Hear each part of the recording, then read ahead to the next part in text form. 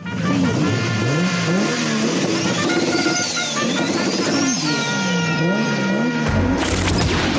entered the Houston Running Zone, the ultimate podcast for runners in the Houston area, featuring the everyday runners who inspire us, clubs, gear, races, and runcations. Houston, we've got the runs. All right, today in the zone, I have a couple of ultra runners. They're race directors. I've had them both on a couple of previous episodes, but here to share us their kind of journey as race directors and, of course, the future of running from Three Bros Running Company is Willie and Jeremy Fermo. What's going on, guys? Hey, how's it doing? Hey, it's great to be back on the podcast. We love you, Keith. So anytime. All right, cool. Well, I'll definitely put a link up to the previous episodes because it was like when you guys were about to start Three Bros Running Company. You guys are almost 1 year in. I want to know your experience as a new race company because some people, they just don't know what it takes, or they don't appreciate as much as you guys put in behind the scenes. And some people do, but not everyone knows exactly what you need to do to make things happen. So you kind of share like kind of the beginning and what you've learned, starting a new race company. It's interesting because when we first started off, we love to run. We love to run and we love races. And you don't realize how much work kind of goes into starting a running event. There's so much work, not only like the day of, but all the preparation, all the lead up, everything to like, permits, medals, all that kind of goes into having a successful event. So if you think, hey, this is going to be easy, kind of like taper your expectations and realize this is a lot of hard work. Even for a 5K, it's a lot of hard work. Well, I mean, I've only been on the marketing side, but so many times people come to me like, oh, you're into races. We'd like to throw a 5K. And I'm like, yeah, don't, because there's some static expenses. Are there any like big expenses that you have to do? Now, obviously every city is going to be different, but are there any like surprises or big expenses that are like, ooh, you have to pay X amount just to start out? It's like insurance or permits or stuff like that. Yeah, since we put on 2 races so far, so we put on our first race was Shannon's Run 5K, 10K, and then the second race was the Big Pumpkin Run that just happened in October. And we learned that from just from, built the learning experience of starting a race company, that our first time we paid insurance, we paid close to $1,000 for it, which we asked other race directors and they said that was kind of what it was. And then when I went to go do it for the second race, it was only $230. So big difference. So I'm like, how did that change? Wait, we went with a local insurance, and that's what they charged, and we thought that's what it was. And then when we went, I looked online and I found another company, and it was a lot more cheaper. So it's just knowing that we didn't know how much it actually cost, and now that we know that it's not supposed to be $1,000 for insurance, we don't have to pay that. So we're happy to pay a lot less for the same insurance that we're getting with the $1,000 premium. Yeah. Well, I remember seeing a YouTube video, and we'll obviously put links to all your stuff, but you had this one YouTube video about how much just barricades and patrol would cost, which we obviously need.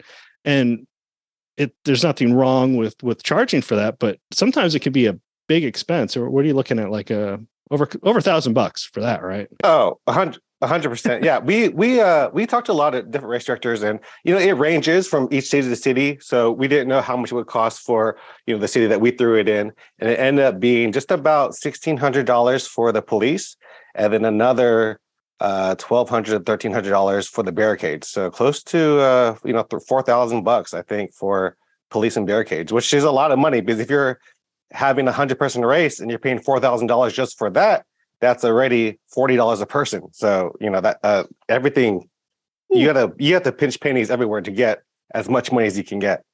Yeah. Well, you guys are pinching pennies, but at the same time, you're still giving them what they pay for. Exactly. Which I appreciate, because a lot of times people just look at profit and loss. Like, well, let's look at, are people going to want to pay? No one's going to pay, $150 for a 5K. So you have to obviously, make it work. So, now, what else is out there? Like, what else is like the big expenses that go, oh my goodness, we need to make sure attendance numbers are up, or we need to make sure that we're putting ourselves out there? on YouTube so we can help pay for this race. Yeah, I think, like you said, I think the big surprise for us was like, hey, we thought we were working in a small city. It's not going to be expensive. And we were like wrong. So that was kind of scary. I think the other things, like let's say shirts and medals, they are pretty big expenses. I think shirts are pretty expensive, but it helps when you're able to kind of like forecast, like, hey, this is the amount of people that you're going to get. I think we kind of did higher expectations for our first race because like we were going big, but we still had like this number that we needed to hit. So in our head, okay, this is the amount it costs us to hold this race. We need this number of runners to kind of at least break even, or hey, this is the amount of numbers we need to make a profit. And I think all races, they need to kind of like think like that, because if you're having a race that costs like 40,000 and you're just having like, let's say 200 runners, then you're not really helping your race and yourself, because you need to make this somewhat profitable. You cannot be being in the red and keep thinking, hey, I'm going to do this as like a constant thing, because it's not going to be a successful race. And you're not going to want to do it if you're losing quite a bit of money. And the way that we throw our races, we want to bring big city racing experiences to towns all across Texas. So we're not trying to really cut corners. We're trying to give everything to the runners that we would expect when we go to Houston, San Antonio, Dallas. So we're really trying to, give you the shirt, the medal, everything. Yeah, we should definitely take testimonials. I say this because when I was part of committees, I would always forget to take testimonials, but I think people really appreciate it, because just from seeing other tagged videos and of course your YouTube videos, I'm like, this is really cool. I mean, this is something you would expect, at a downtown Houston event. Like, obviously, as runners, you guys know what to do and obviously what not to do. Like, they need a shirt, they need a medal, or they deserve a shirt, they deserve a medal, I should say. Is there anything else that's like, okay, this could make or break this first event? Was there anything that's like, oh, okay, we need to step up our game and promote? Definitely, you need to have a race timer. I know that in our area in Texas, there's only actually like maybe 2 or 3 in Houston, and then there's 1 in Lafayette. So there's not a lot of race timers around here. And if you set a date, you need to have that race timer. And they're not cheap either. That's going to be probably about $1,200 for just the race timers for a 300-person race. So now your first race, obviously, we'll put a link to it, to Shannon's run, the Big Pumpkin Run. Are these races that you hope to want to do on a regular basis, like a yearly basis, or are you looking for new locations? What's kind of the future of where you guys are going to have your runs?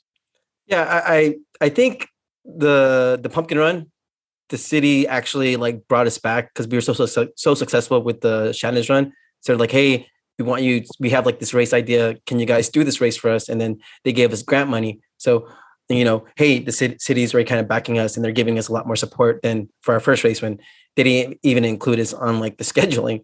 So that's a race that I could see like bring us back every year. I think the other race, since it's kind of like, Shannon, we were trying to bring awareness to his story. He passed away pretty like, I think like the week of our race event. And that was really tough on us because like, hey, we're doing this new race and we want to make sure like, attend everything for Shannon. So that one is we haven't even really kind of broached the family about that because, his passing was so recent. So yeah. I would like to keep that as a legacy race, but currently now we are looking for like bigger things. So we want to work. We don't want to just be noticed, hey, we're just have Orange as our only city. We're talking to another city to hopefully bring a half marathon, because that's what I really want to do, like a half marathon. I think that's one that if we do it right, could be very profitable for us and great for the city. Wow. Well, shout out to Orange for, number one, giving you a permit. I'd imagine the last 5K in Orange was probably years ago or to that scale. They probably don't have anything to that scale because you guys brought a big city event or, big city feel to it. So shout out to them for giving you guys a chance and trusting you. I'd imagine, the mayor's thinking, oh my goodness, they better make it successful. I'm going to look bad. So that's really cool. And obviously you don't want to share too much as far as, your next location until it happens. Nothing worse than that. But yeah, half marathon, that's that's quite an event that you guys want to put on. Any reason, or you just think, hey, people deserve a half marathon in the area? Yeah, the last big race here was probably maybe 2018, 2019. That was the Gusher Marathon, and that's been gone. So this area, it's over 500,000 people, and it could definitely support a half marathon. And I think if it's not in Beaumont, if it's not anywhere else, it could be in another city around the area for sure. And I think it's gonna bring something valuable to the city that we're lacking right now. A big event where it's going to grow the fitness around the area as well, because that's what you need, something to aim for when you're trying to do your running events or just do your running goals. Yeah, that's true. Unless you're aiming for something, sometimes it's really hard to get out there on a Saturday or Sunday for a long run. You're just like, man, why bother? Exactly. That's why. Yeah, it was interesting because we attended this first time marathon called the Salinas Crossroads Marathon in Kansas City. And they have a population of only 48,000. And they did like an economic impact study. And I think they had 800 registered runners. And the economic impact for that city was $446,000 for that one day event. So it's huge. And I think anything with the marathon, even if we just have a half marathon, that has definitely, people want to go do someplace, half marathon, someplace new. 5Ks are good. And it's amazing how many people we were able to get to the city of Orange, but with the half marathon, the amount of impact that has, it's a high profile type of race. Yeah, that's a good point. Not just people may or may not stay at a hotel, but they're going to go out to eat. They're going to go to all the stores. They're going to do something else. And yeah, you don't realize how much you bring, not just in tax revenue, but it keeps people employed. It keeps businesses open. There's so much to it. But I know Salina, Kansas. I've eaten at Martinelli's. I forgot to tell you guys, go to the Cozy Inn. So next time you guys do it, go to Cozy Inn. It's got really good sliders. Right when White Castle started, Cozy Inn Cozy Inn had their sliders. So yeah, that's a cool town. I like that town. Yeah, they actually had cozy burgers for every runner at the end of the race. So okay. Yeah, we didn't know if that city was even we thought it was a tiny little town, but we went there. I mean, it's a pretty booming downtown, and the whole town it's small, but it's packed. It has a lot of stuff going on. Mm-hmm. Yep. Yeah, definitely. Yeah, we'll definitely give them a shout out. So you guys should go next year. That's a good town. So economic study. So you could actually talk to a city and say, hey, we're going to bring couple hundred runners or whatever your goal is, and say we're going to impact your entire city, which is pretty cool. So what is that your next big project as a half? Or are you going to do a couple 5Ks to kind of keep going, or what are your thoughts? Yeah. I'll just go quick. Yeah, we do have I think we attended the trail running conference. We do want to do like a trail run. Yeah, that's another thing, because one thing good about that is I think the expenses are a lot lower because you don't have to deal with police or barricades. Everything could be more self-supported. So we are kind of looking into that, but we have opportunities for even consulting. I don't think that's something that we kind of even broached, but I have people who have been kind of reaching out to us. Hey, could you do a race for us?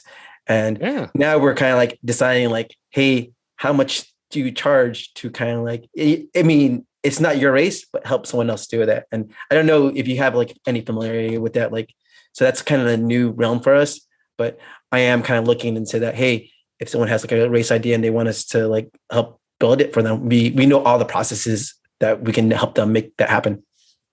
Yeah, that's pretty cool. Yeah, that's awesome. I think, so many people ask me I don't know what to do. So yeah, I'll throw them your way. There you go. That's awesome. Well, you attended the trail racing part of TRE, or no, that was a separate event, right? You did one in Oregon or? Yeah, it was in Seattle and Mukilteo. It was the American Trail Running Association conference, which was good. It was basically for race directors. So if you were a race director, that's the place you wanted to be, especially for trails. They had the Western States, Craig Alexander, I think that's his name. He was there. They had Who else? They had the people from Arizona, Aravaipa. They were there as well, and a bunch of other big city, trail races. It was pretty interesting to see because it was a lot smaller than TRE. TRE is a huge event, and this event had maybe 50 people there. So it was good to be in such close contact with race directors that were all interested in building a race.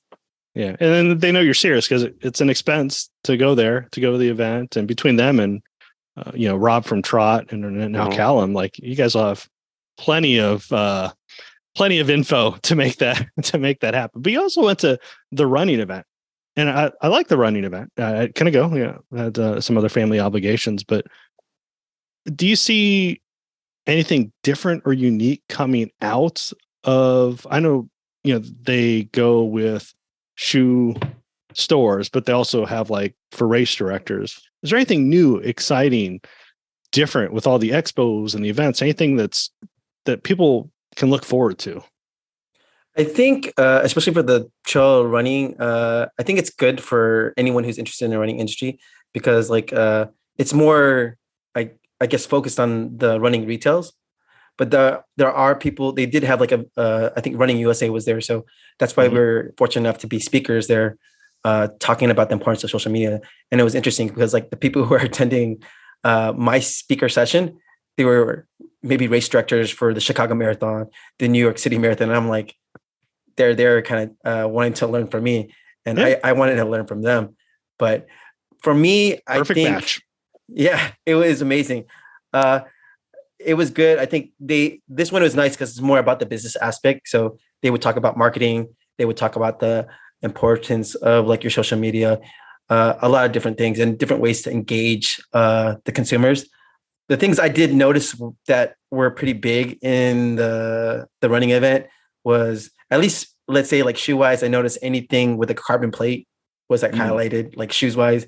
And then there's a lot of things with like sustainability, limiting like the carbon footprint. So all these like, I think there was like a clothing manufacturer that said everything was like made out of recycled materials, Oh, wow. So I think, and even like some of the sock vendors are like, oh yeah, this was made totally from like water bottles. So I think that thing is going to be something like you get to like look moving forward, like limiting the carbon footprint. I look at races that have been around, 2019 and before. And now I look at their numbers in 2022 and they tend to be lower. Not all of them, but most of them, unless you're like a big Chicago, Houston, New York. Do you kind of see where people need to kind of reintroduce themselves or use social media or reach out to the younger demographic? Like, what do you kind of see that other race companies and us consumers need to look forward to? Like, hey, I want to support this race because they're doing something new, something exciting, something different. Or are you guys just going to steal it and be like, hey, we're going to be new, exciting, and different as well? Well, the big thing with the running industry right now is with diversity and also acceptance of every culture, every person. So that's one thing I noticed between last year and this year, specifically at the running industry, at the running event, was the RIDC. They made a big difference because last year Willie and I were probably one of the only persons of color at the event. Like you could count. There was probably 4 or 5, maybe 10. But this year it was a big difference. Like we saw other people of color, and we weren't alone. Last year we kind of felt like we were one of the only ones out there, and we felt like maybe this is not the place for us because we're not seen. We don't see other people like us. But this year, the RIDC, they made a big difference in getting scholarships to different companies that were of color, and it was a big change this year. So, but to answer your question, how do we get other people to sign up for races, especially if we're seeing a lower demographic of younger people?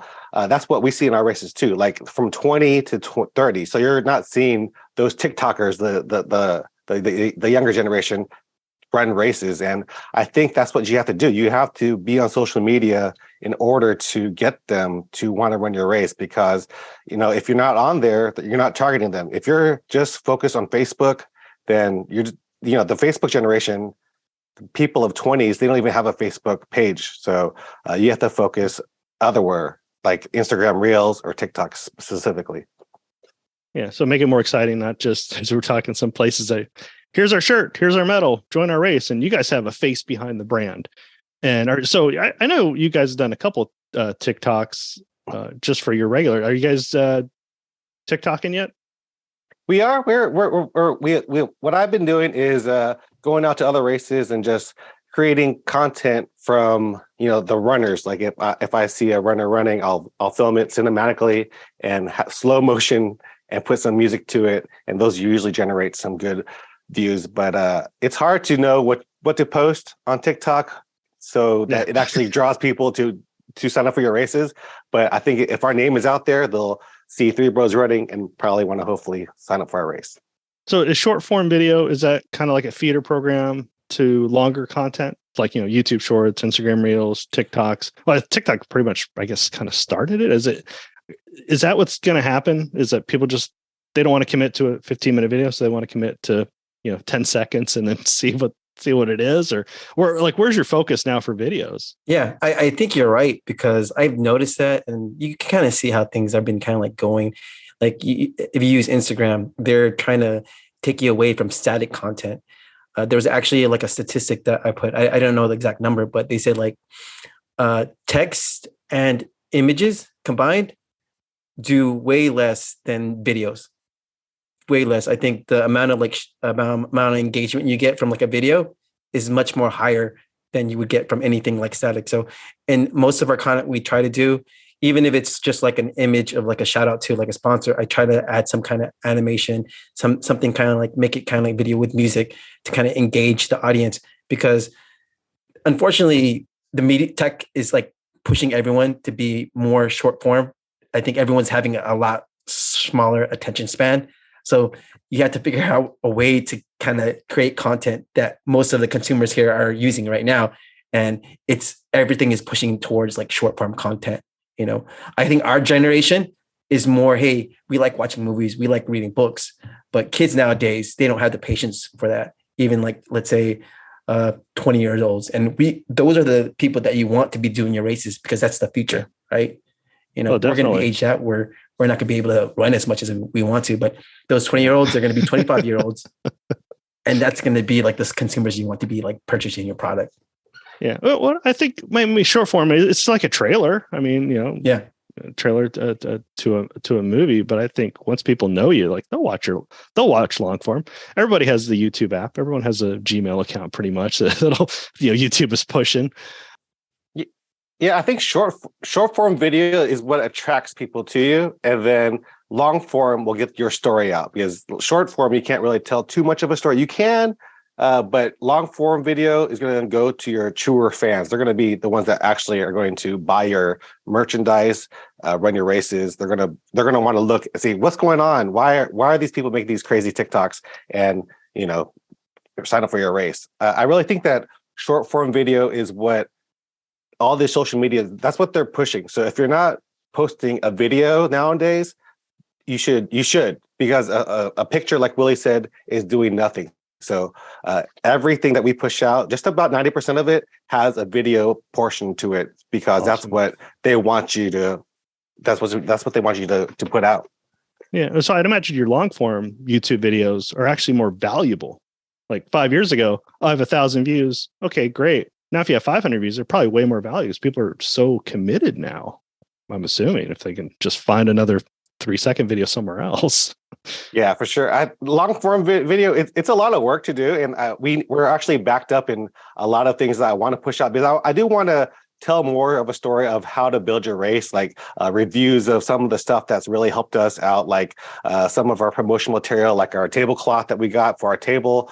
I think that's going to be a good review for other race directors to know if this is a high quality product or not, and other stuff like tips on how to do a race, and other, just put out stuff so other race directors can start race directing as well.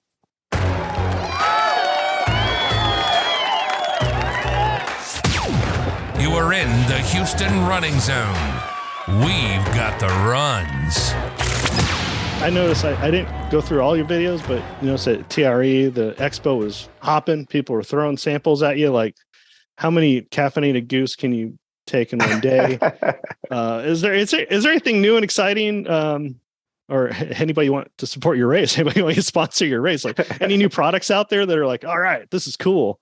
Besides a carbon plate, that's cool. Yeah. Well, like I think we tried some ketone thing, and there was like there's some.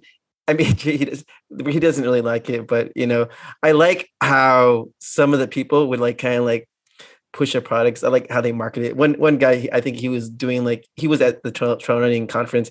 He actually had like he was pushing like making marketing booths. He was pushing like giving away like $1 scratch offs. So we say, hey, you come to my booth, you could use the scratch off, and if you win, I'll give you whatever money that you win, to kind of get people to come to his booth. So that was interesting. But some of the more interesting things, I think there's some products that I didn't really get. I think there was one for like, I see it last year where about your motion, how you like kind of move your arms, created like a cool kind of marketing thing, but I thought it was kind of gimmicky. I don't know if actual runners, I don't know what it was, some kind of weird device you'd hold in your hand for runners to make you move your arms, but I didn't find the point in that. But I think what else was there? There was like I think there was something that was pretty interesting. Like there was booze dust. That was pretty cool. Talk about that.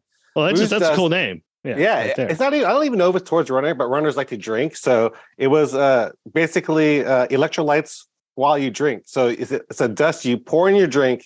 So when you drink it, your hangover will be lessened the next day. So I thought it was interesting. I just thought that if you brought this to a club or somewhere, you probably don't want to bring it out and shake it in somebody's cup. It'll look very suspicious, right? Just do it at your own house party. Yeah. That's you may have to get out of jail for that one. So booze dust. Okay, we'll definitely check it out and use at our discretion. Yeah. Because you were at TRE. Like it's amazing that they have night events where there's like drinking. Oh yeah. Like, unlimited alcohol. Then in the morning of, people are out there running in the morning or early in the morning. And then they would do it again the next night. You guys made both the runs. What are you guys doing? You should sleep in. Really, you sleep in? Yeah, I guess I was like one of the crazy people. I was like, I want to do everything TRE. Even though if I'm drinking, I'm going to go run in the morning. Yeah, I think that anybody who's in the running industry should make their way to TRE just to experience it, because even if you pay like the fee, like a store would pay $450, you're going to get that much and more in product for sure. You're going to get it in goose. Yeah, and goose, they're literally giving away so much, like especially the last day when they want to go home and they don't want to bring product home, they're giving away boxes of stuff. It's pretty ridiculous how much you could get over there. But there's also a lot of great ways to make connections there too. So that's what we made a lot of connections at TRE as well.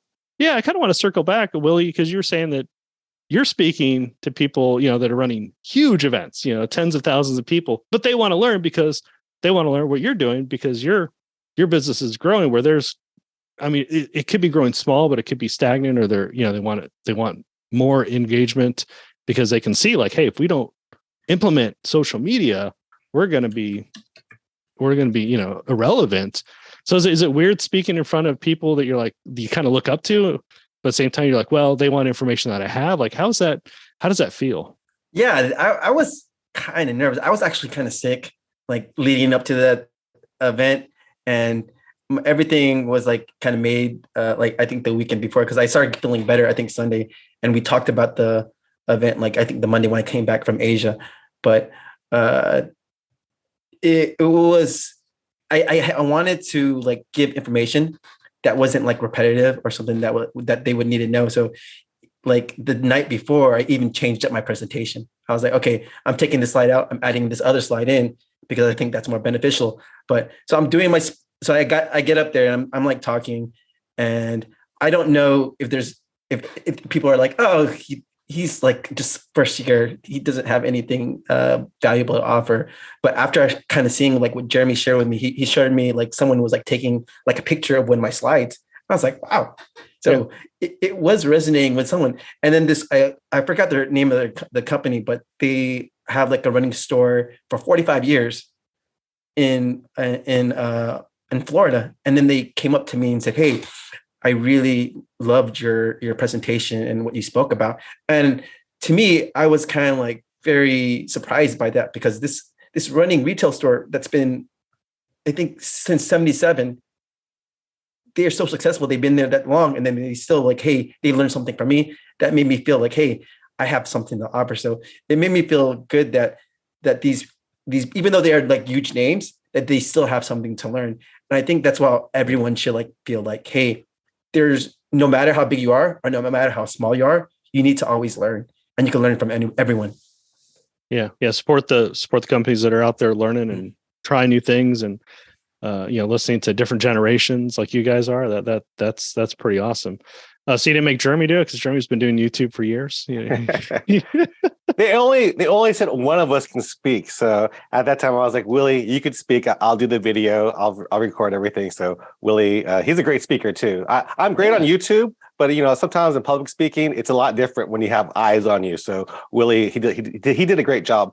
And I think that us being a small company, you can learn a lot from a small company who's trying to grow compared to like they have the New York Marathon and some of the other bigger marathons up there. And they're talking about how they got sponsors from Tiffany or some other things. So it's kind of like, I can't relate to them because they are so big. So for a lot of companies, I think seeing a smaller company like us, trying to teach you what we're doing is going to be a lot more helpful than a huge brand telling you what they're doing was they're already established and we're still growing. So you can learn from us.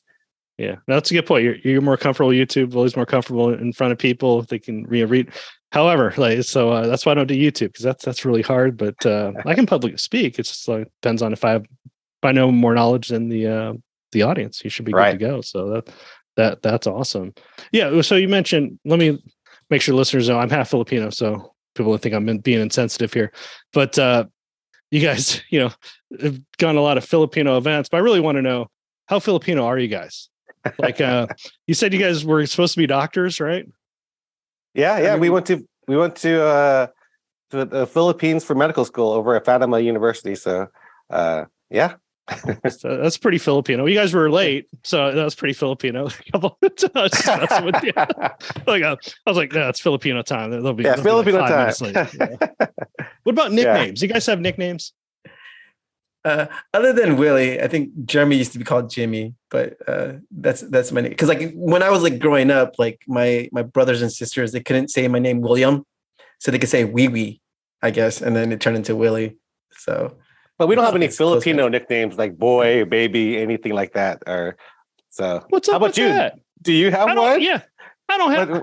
Well, yeah, I was reaching out. I interviewed the RCA president, and he's half Filipino, half Australian. Once you get to the US, like they just dropped the nicknames. I got ripped off. Every cousin except for me and my sister have nicknames. What a bunch of baloney is this? Okay, so you guys don't have nicknames. You guys are 100%, right? Yeah. What happens when you get to the US? So no Filipino nicknames. What about, do you guys like save plastic utensils or anything? Rewash them? Yeah. Hey, I'm gonna tell you, we got as much free stuff at TRE as possible. So that's pretty Filipino to get as you much guys are free counting the free possible. stuff. Yeah, we're like, look how much stuff we got. We don't even know if we need it, but we just put it in our bag. Bag. Well, next family reunion, you just bring it. Like, it's free stuff. You guys don't even run. No, don't worry about it. Yeah, it's like we have so much free stuff. Like, I think we took a picture of it like at our friend's place, but we don't want to like share that to social media because they're like, we want TRE to invite us back. They're just going there to get as much free stuff as we got. At one point, we were like carrying like these boxes, and there's like heavy boxes, and we're like, what are we gonna do? Like, should we go back to the hotel? But we had to walk back to the hotel. But we got lucky that I know one of the vendors, so he let us put these boxes of, I feel like, how many pounds were they? Like, must be like 5-10 pounds, like of some kind of product. And we stashed it at his booth, and we were able to get even more free stuff. Mm-hmm. And it's good for them because they're like, if you have an excess of stuff, you'll tend to use it. Versus if you have like one thing, I'll only use it for this one event or this one run, or stuff like that. Yeah, that's very Filipino. Yeah, the free stuff. But yeah, going back to TRE, is it just more energy companies besides the Blue Dust? I mean, is there more like alternative gels that are coming out? I mean, they're always trying to reinvent themselves. Anything like super unique? Yeah, I'm telling you, Willie talked about the ketone product, which is great. I know that a lot of people love the ketone diet, and I was excited too when he started talking about how this drink is going to make you not hungry after you drink it. and I was like, Oh. let me taste it. And I tasted All right. it, and it did not taste good at all. It was Is that the key? Like, if it's disgusting, you don't want to eat. yeah, maybe that's what it was, but it was pretty. They even knew it was bad tasting, so I think they just need to work on the tasting part. But I couldn't even take it down. It was horrible. Oh, okay. All right. Well, I also saw you guys met Des Linden. She's has a coffee brand. Now, is that out yet, or is that coming out? I think it's out. Yeah, it's out. She actually she was part of another company, and then now she's solo with her husband. I think it's called Linden by Two. Yeah.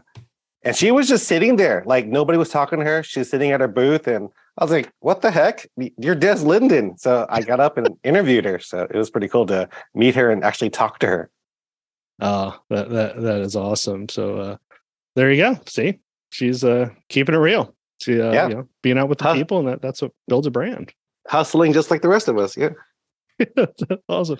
Well, is there any way that obviously you guys don't have your next race, or you don't have a registration available, so you're not sure what you're doing, or we don't want to keep people away from supporting you guys? Like, what else do you guys still have the shirts for sale or things like that we can help support guys just in the meantime before your next race is up? Yeah, we do. We have our shirts, and we put a lot of thought process into like these shirts. I don't know if people think about it. I think we have our first original, like I think more neutral, like with a gray. And then I was like, hey, I want to design different things, like depend on the theme. So we have like this green one based on the great American hero. I'll just call it G.I. Joe. It's G.I. Joe. Yeah. So I wanted like a color scheme. Hey, because like I'm American, I want something like that. And then I was like, I wanted something to represent who I am. So we have like a Filipino inspired shirt. I'm not sure if you've seen that, but all the colors of the Filipino flag. And I was like testing with different kind of color schemes, and we decided on this one that looked nice. And then after that, I wanted something because like we were an inclusive company, and I don't necessarily mean like pink is designed mainly for females, but we want something for our female demographic. Hey, they want to wear that, because we want to be like a company. Anyone could be a third bro, regardless of their sex, age, or pace. And when I mean pace, I mean like we want people. They don't have to be Olympic athletes. We want people who are just wanting to walk. People who just never did a 5K and they want to participate in one. So we want to be that kind of company. So with all the media we put out there, it's like, hey, I want to show the diversity that there is in running, in walking.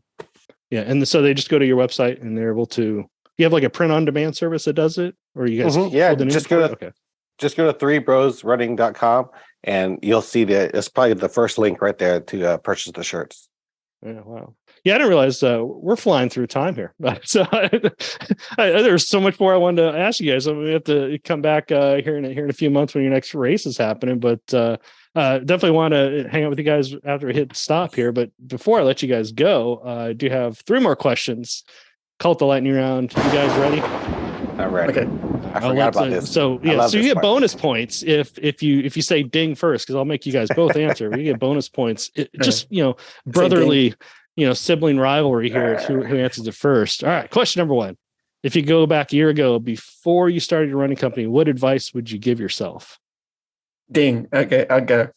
I would say, hey, find out how much it costs to like talk to city before you start this race. Find out that's the first thing. Cause like, we didn't know. We just like, oh, and then we got, I don't know if you saw them on the videos. We were just like shocked. That's a real reaction. That's why I laughed right away when we said cost. I'm like, oh yeah, that's why. What about you, Jeremy? I think what do I tell myself 1 year from now or before? Probably just, have fun doing it. Enjoy it more and record more, because I put down the camera a lot more times than I wanted to. And for me, I love to produce video content, and I think a lot of points I missed out on. But I also enjoyed that. I lived that part, so I can remember it. But I would like to record a little more. You could put like get your 360, just put it on a hat. You don't have to worry about it. Yeah, I mean, it may turn out really bad, but you'll look goofy. So it's all about us. That's a good point. I like that. All right. How about this one? Question number 2. What would be your dream place to race direct? Ding. I would like to go to the Philippines and do a race over there. I think it'd be fun to just see my people running. Yeah. That's cool. Yeah. Put 6 a.m. so they'll show up at 8 p.m. Exactly. Or 6 a.m. to 8 a.m. a.m. p.m. 6 It's all the same. What about you, Willie? Yeah, same thing. And I've been kind of playing around with this like concept. I really want to go to some place that doesn't necessarily would have like a race, like some lower income city, or even like my brother said, like I had like the thought of like doing something like in India or more in a provincial kind of area, and just kind of like, even though it wouldn't make money, just to like give someone this experience that they wouldn't have, because I feel like the racing is more for people who have more disposable income. And so, people will never experience what's like to go across the finish line. I want to give those people, a chance to experience that moment and get a medal. Yeah, that's pretty cool. Well, I mean, you guys are improving every single race. So next thing you know, you'll be able to just do it and not worry about it and no stress. You just fly in and take care of it. You guys will be within a year. You guys got this. We got to put it out there for you. All right, you guys are tied up. Here's the next one. Question number 3. What's for dinner? Ding. Dinner. We're actually going to a friend's place for a ugly sweater party.